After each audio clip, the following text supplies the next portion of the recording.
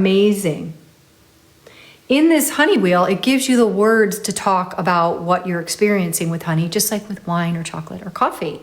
So when you make these nougats, the honey imparts a lot of color and flavor. And some of the words you might use, like the big terms, start out like fruity, spicy, nutty, and then you get into animal flavors, berry, citrus, dried fruit, floral, fresh, dried. So some examples would be, if it was a woody profile, resonance or resinous would be like resin, would be beeswax, pine, oak, cedar.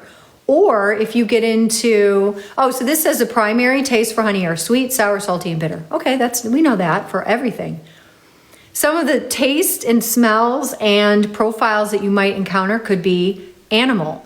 They could be cat pee, locker room, sweaty, barnyard, or you could get into a yeasty flavor, like baked bread. Maybe your bees live near wheat fields. I don't know. So anyway, this is really fun. It's from the University of California, UC Davis, Honey and Pollination Center. And I ordered it a long time ago. It was $10, probably 10 years ago.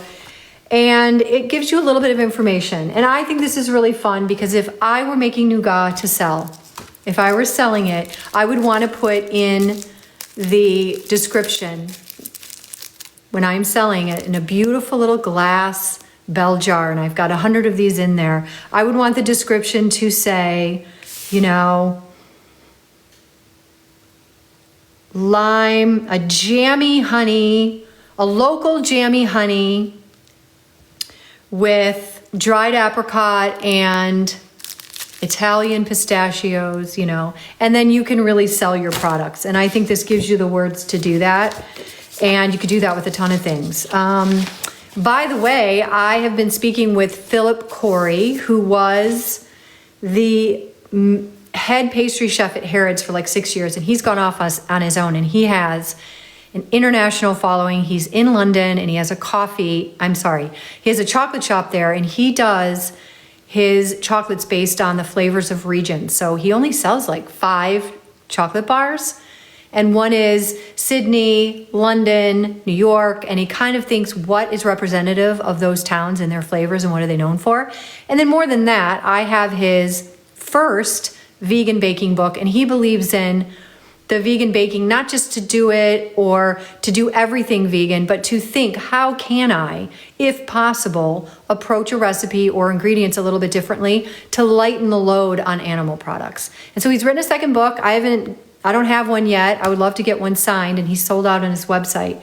But he has agreed to come to my office hours, and we don't have a date yet. It could be this Saturday, it could be next Saturday. But as soon as he gets back to me, he's in London, so we're on different times.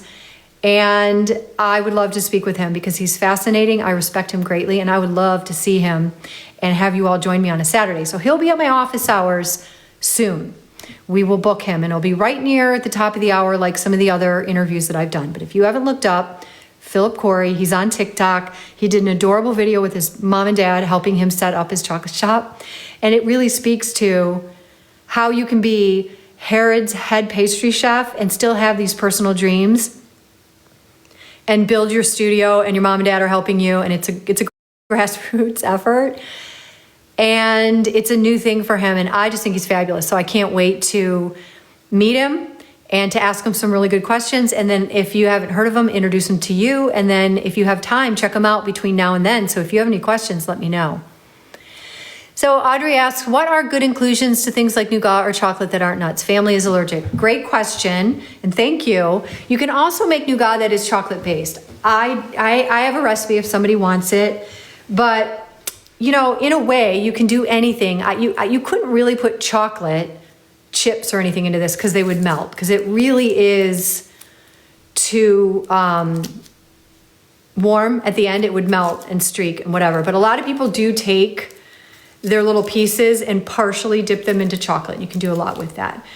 But you know, you can go into other categories as long as you think about fat migration and that you've dried them out in the oven a little bit and given them a little bit of flavor. So we're talking roasted seeds, pumpkin seeds, pepitas, sunflower seeds. Now, these are going to introduce, like I said, fats can make things go rancid faster, so you just make adjustments. So anything that's not a nut, that's a seed, any fruit, as long as it's not too wet. It has to be dry. So the whole thing that we are doing is removing all of this moisture. And when there's free water just floating around, that's when things degrade and when bacteria gets involved. So if you can find things that will work, that are substitutes that you normally use, you can just use those. Just think color, size, flavor, and go from there. And look at the percentage I have in the recipe. The original recipe doesn't have dried fruits. It just had half almonds and half pistachio.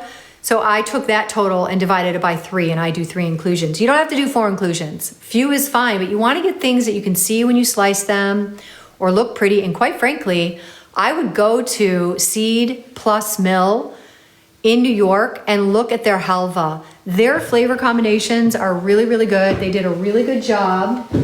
And you might get some ideas. Now, obviously that is that's a sesame tahini, but like you could do little things like sesames. You don't want to do poppy seeds, but, oh, you know what's really nice is a cocoa nib. So there you go. So let's see. For the 6th straight cookie, I'm 1 gram short on the yolk. Is that worth cracking another egg? That was such a great question. You know what? I would say no. I would say no, but scrape the heck out of your deli cup. But I don't think so. It's 1 gram. Yes. Oh, okay, Brianna, just DM me or whatever, and